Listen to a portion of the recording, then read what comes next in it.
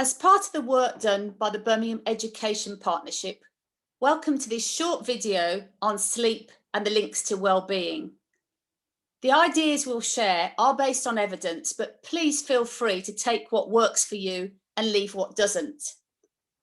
The aim of this video is to give you some top tips on how to help your child or young person to improve their sleep. We know that with the current restrictions and not necessarily being at school with our normal routines, usual sleeping patterns can be affected. Thank you.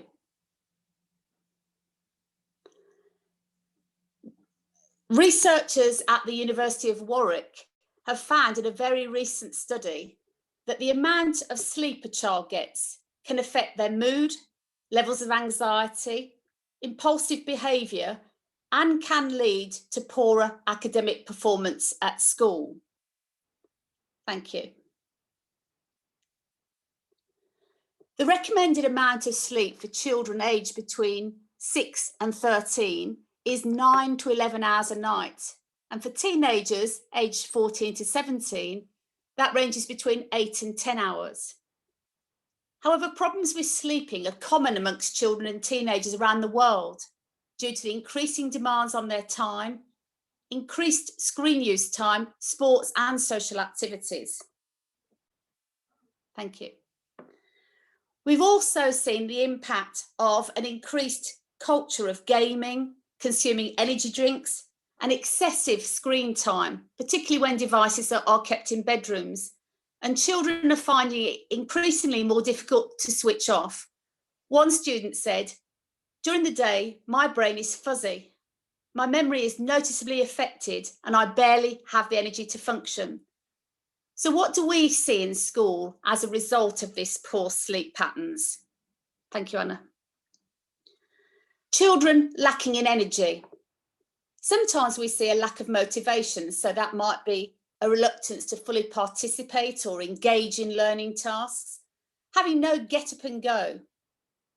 Children can be more irritable with others and less patient and tolerant. They may exhibit poor concentration skills and difficulty focusing for even short periods of time. Children can rock up at school looking physically tired, and some children act out of character and make poorer behaviour choices when they're tired. Others may experience difficulty in remembering things. And some children tell us, particularly those who have electronic devices in their bedrooms, that they are often distracted by them. We all know that children love their devices, but we need to encourage them to step away from them when it's bedtime. How can you then support your child or young person? Irrespective of their age, it's really important to have a consistent bedtime routine. So going to bed at the same time, for example, having a bath or a shower at the same time. So you want a period when there is not that much stimuli, so the children have an adequate wind down time to prepare their minds and bodies for sleep. With primary age children, you may find that a bedtime chat with a trusted grown-up is really quite useful, so that children have an opportunity to share with you any worries that they might have and get any issues off their chest. Ensure that their bed is comfortable and the bedroom environment is quiet. And even at the right temperature is a key feature as well, so don't make it too hot or too cold. And usually around 16 to 20 degrees is considered an optimum temperature. So try to avoid your child accessing devices or having screen time for at least an hour before they go to bed at night, and agree where those devices will live. Try to avoid the bedroom if you possibly can. For some people, a warm, milky drink works. Definitely no caffeine or fizzy drinks. It's also important not to eat too much before going to bed, because you want to leave some time for food to settle and digest. Whilst we all know how important physical activity is, if they engage in physical activity just before bed, this can actually wake the child up rather than helping them to prepare for sleep. Some younger children may enjoy an activity like a colouring activity to calm them down before they go to bed. Dimming the lights in the room can be very helpful to prepare for sleep. And whilst this might be easier said than done sometimes, try to stay calm and positive yourself at bedtime. Children quickly pick up on our moods, and this can affect how they feel. With regard to secondary age children, lots of young people talk about the positive effect of calming music, having access to an audiobook, or even a mindfulness app. So those sorts of things may well help them to calm down and to prepare to sleep. Again, it's really important to have a specified space where devices go, and try as far as you're able to restrict usage of screens prior to bedtime.